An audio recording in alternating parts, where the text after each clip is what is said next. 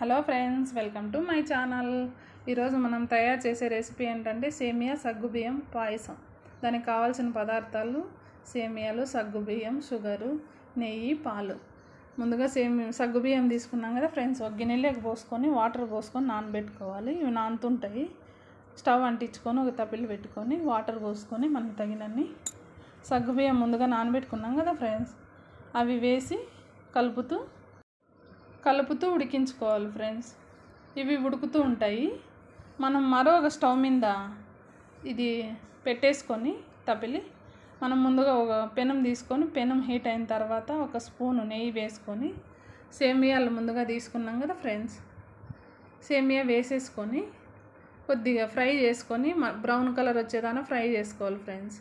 ఇవి ఒక గిన్నెలోకి తీసుకొని పక్కన పెట్టుకొని సగ్గుబియ్యము ఒక తూరి మళ్ళీ కలుపుకోవాల్సి ఫ్రెండ్ మధ్యలో, లేదంటే అడుగు అంటుతాయి.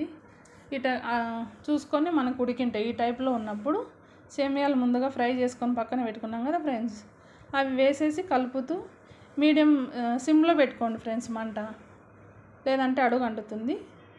కలుపుతూ ఉడికించుకోవాలి. ఇవి ఉడికిపోతాయి. ఒక 5 minutes తర్వాత ఉడికిపోయి ఉంటాయి. మనం ముందుగా షుగర్ తీసుకొని పక్కన పెట్టుకున్నాం కదా ఫ్రెండ్స్, అది వేసేసుకొని కలిపి ఒక 5 minutes ఉడికించుకోవాలి. మనం పాలు హీట్ చేసుకొని పక్కన పెట్టుకున్నాం కదా ఫ్రెండ్స్, అవి కానీ పోసేసుకుంటే ఎంతో రుచికరమైన సగ్గుబియ్యం సేమియా పాయసం రెడీ ఫ్రెండ్స్. ఈ సగ్గుబియ్యం సేమియా పాయసం మీకు నచ్చితే లైక్, షేర్, సబ్స్క్రైబ్ చేయండి ఫ్రెండ్స్. వీడియో చూస్తున్నారు కానీ సబ్స్క్రైబ్ చేయట్లేదు. Bye friends.